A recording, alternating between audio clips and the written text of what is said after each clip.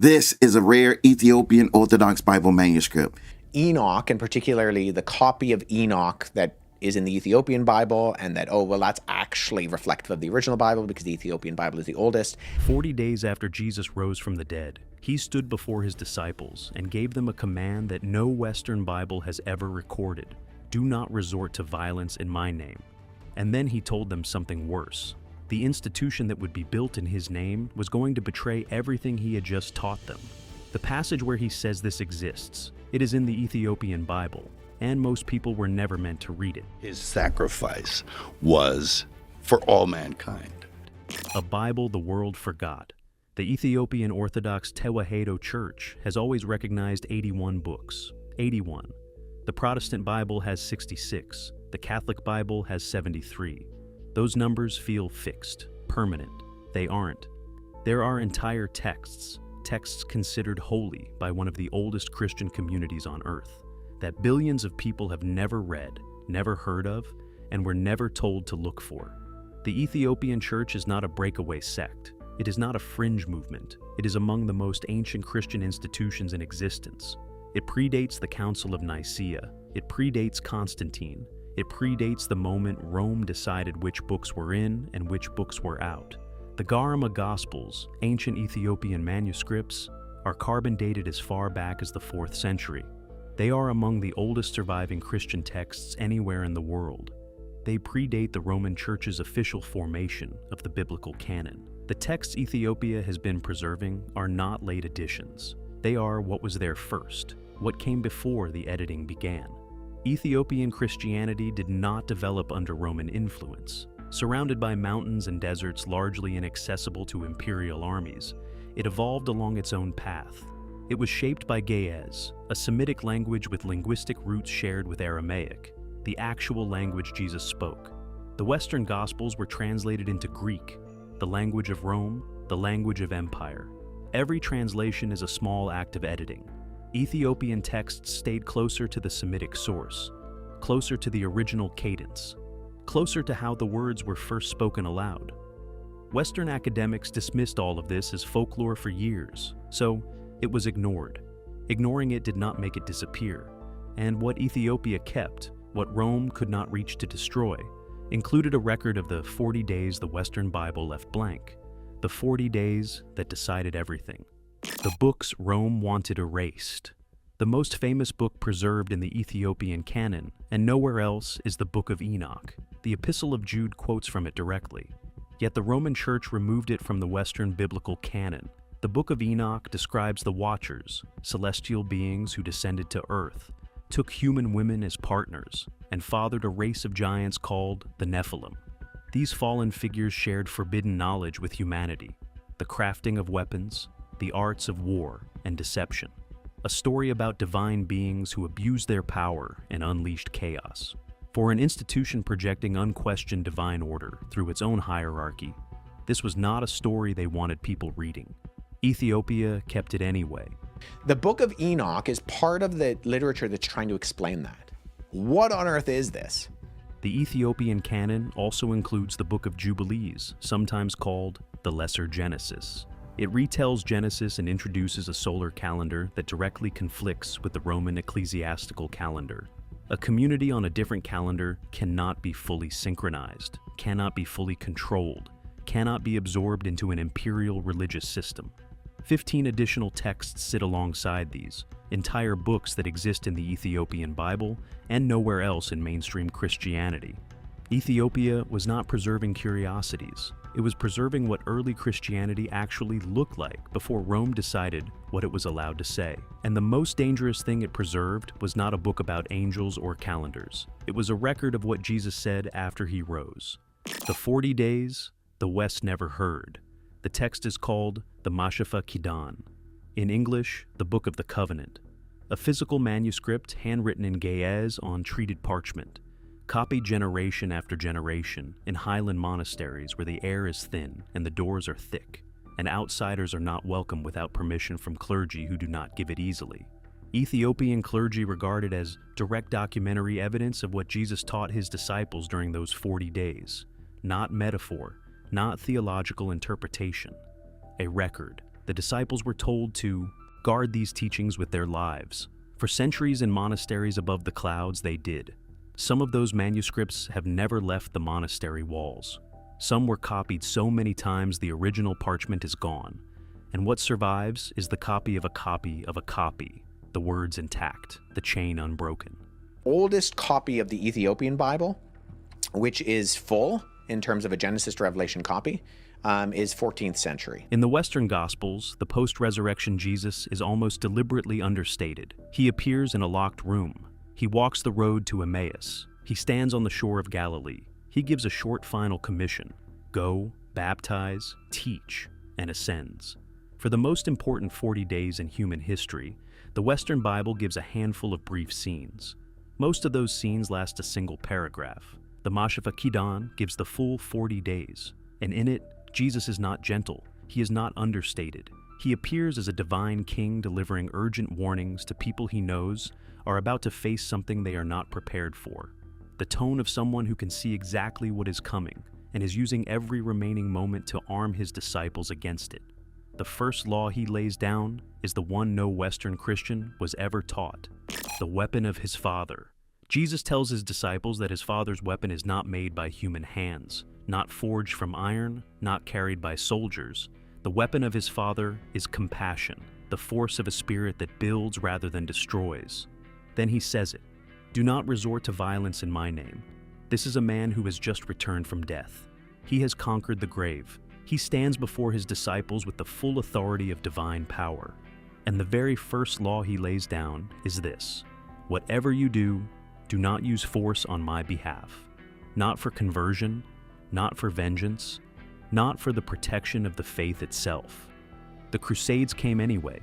The Inquisition came anyway. Centuries of religious warfare were carried out explicitly in his name. Cities burned, populations massacred, the cross stamped onto armor and onto the hilts of swords used to kill those who refused to bend. The first instruction the risen Christ ever gave was the one his own institution violated most thoroughly. He continues: the Spirit will be your power, the heart will be your place of worship, love will be your only law. The words echo the Sermon on the Mount. But the Mashafa Kidan is doing something the Sermon on the Mount stopped short of. If the heart is the true place of worship, the massive stone cathedrals about to be built across the Roman world are unnecessary. If love is the only law, the hundreds of doctrinal rules, the rigid theological walls, the hierarchical power structures that would come to define Western Christianity, all unnecessary. Organized religious power becomes a category error. Jesus knew that, because the next thing he tells his disciples is what is going to happen when men ignore this warning: the prophecy against his own church. Here, Jesus does not speak in parables. He delivers a direct, explicit prophecy about the institution that will be built in his name and what it will do to his message. He warns his disciples: what I have taught you will be changed, not gradually, not by accident, deliberately. Many will come claiming to speak for him who have no connection to him at all. His words will be twisted, reinterpreted, sold for personal advantage. Enormous structures of stone and gold will be erected and presented to the world as the houses of God, while serving the interests of the men who control them. The transformation of the human heart, which is the entire point, will be replaced by performance, by ritual, by spectacle designed to produce obedience rather than awakening. Crowds gathering in vast halls, robes growing more ornate, rules multiplying until the original instruction is buried under the apparatus built to enforce it. The line the Ethiopian monks have copied for centuries comes next. Look for me in quiet places, in simple and humble spaces, because that is where my true message will remain.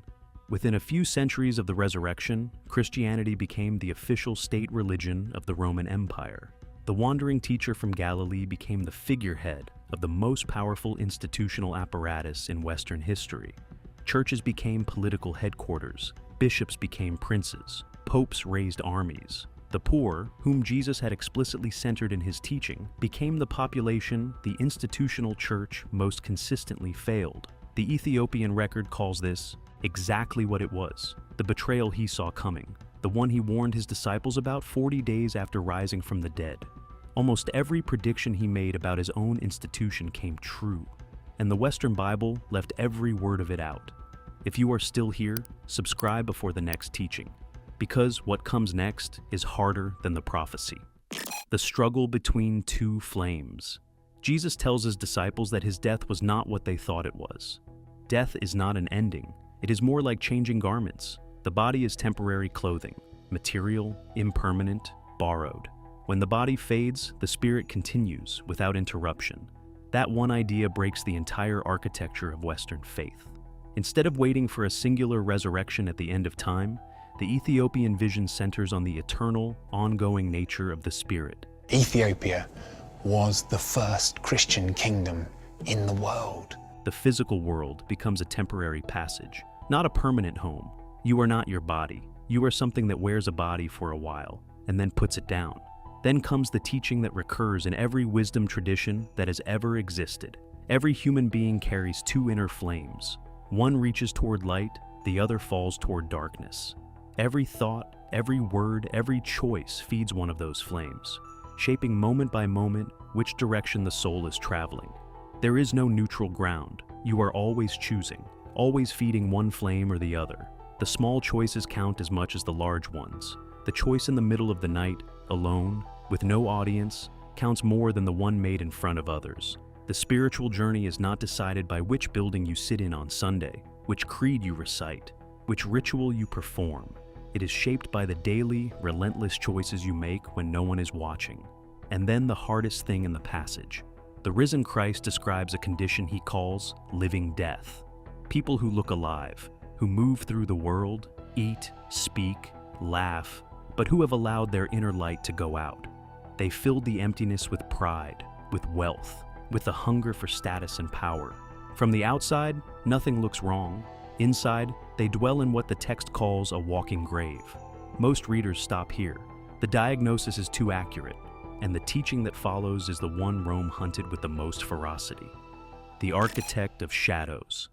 The Book of the Covenant says the universe was shaped by two distinct forces. The first is the Father of light, the source of all genuine life, all love, all truth. The second is the architect of shadows, a secondary creator, blinded by its own arrogance, responsible for building the physical world as we experience it. The physical world, an illusion, beautiful on the surface, hollow at its core, a construction designed to look like reality without being reality. The architect of shadows holds dominion over everything the human eye can see and want. Wealth, power, empires, great monuments, and most of all, fear. Those who align with the shadow architect gain tremendous influence in the physical realm, but inside a reality that is only partially real. They become powerful inside a dream. Then the danger Jesus names explicitly. Future generations will confuse the architect of shadows with the genuine divine. The God of worldly power will be worshipped as the God of love. Temples will be built to the wrong one. Prayers will be offered to the wrong one. And the people offering them will believe, in good faith, that they are reaching the source of light when they are reaching toward the architect of the illusion. The idea has a name: Gnosticism. The Gnostic tradition held that the material world was created by a lesser, flawed being, and that Christ came to liberate human souls from its grip. It was not a marginal movement, it was everywhere.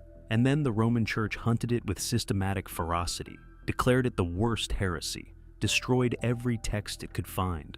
In 1945, a sealed clay jar was discovered in the Egyptian desert near Nag Hammadi.